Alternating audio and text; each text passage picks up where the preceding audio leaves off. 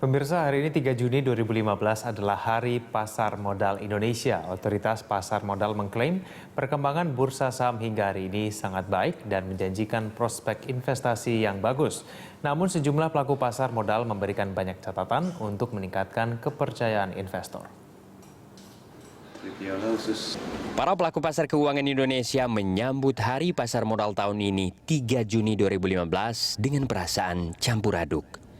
Karena di satu sisi, nilai kapitalisasi pasar bursa kembali naik menjadi 5.280 triliun rupiah per akhir Mei dibanding bulan April yang hanya mencapai 5.146,75 triliun rupiah. Namun enggan menyentuh rekor bulan Maret yang menembus angka 5.555 triliun rupiah. Demikian pula dengan laju IHSG yang terus bergejolak dan semakin sulit menyamai rekor tertinggi yang pernah dicapai pada 6 Maret 2015 di level 5.518 poin. Harapan pada emiten baru untuk menopang kenaikan indeks juga hanya suam-suam kuku. Karena hingga akhir Mei lalu, baru 5 dari 32 target emiten baru yang mencatatkan saham perdananya di Bursa Efek Indonesia. Namun, Dirut Bursa Efek Indonesia Ito Warsito menyatakan tetap optimistis dengan kinerja bursa yang dipimpinnya. Karena dari segi pertumbuhan pasar modal, penerbitan saham baru dan IPO akan melampaui pencapaian tahun 2014. Penerbitan obligasi pada semester pertama tahun ini misalnya sudah hampir menyamai pencapaian sepanjang tahun lalu, yakni sebesar 46 triliun rupiah.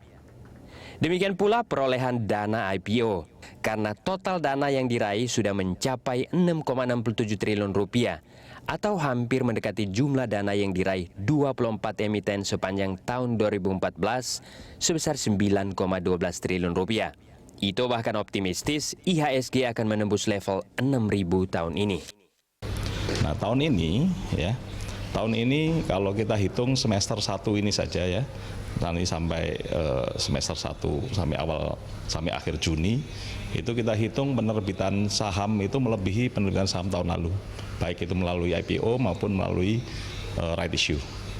Kemudian penerbitan obligasi semester 1 tahun ini itu akan sama dengan 1 tahun lalu.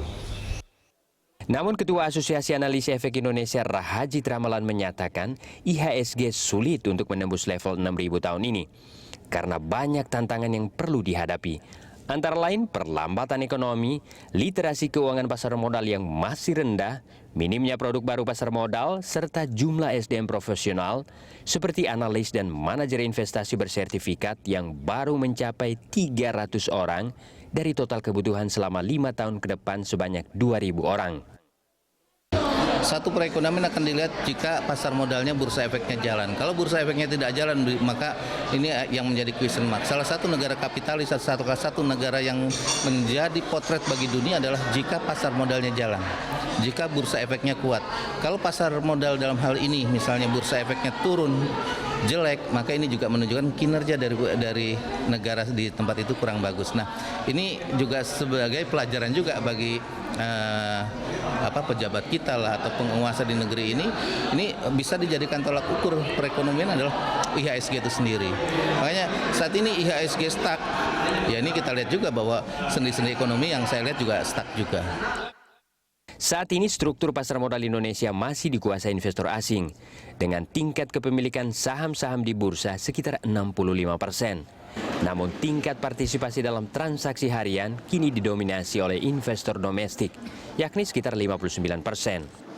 Meski demikian, masih banyak sentimen negatif yang berpotensi mengguncang pasar. Antara lain, rencana kenaikan suku bunga Amerika yang bakal memicu peralihan modal dari bursa Indonesia, serta perlambatan ekonomi yang mengakibatkan laba perusahaan menurun dan tidak mendukung valuasi yang setinggi sekarang. Tim Liputan, Berita 1, Jakarta.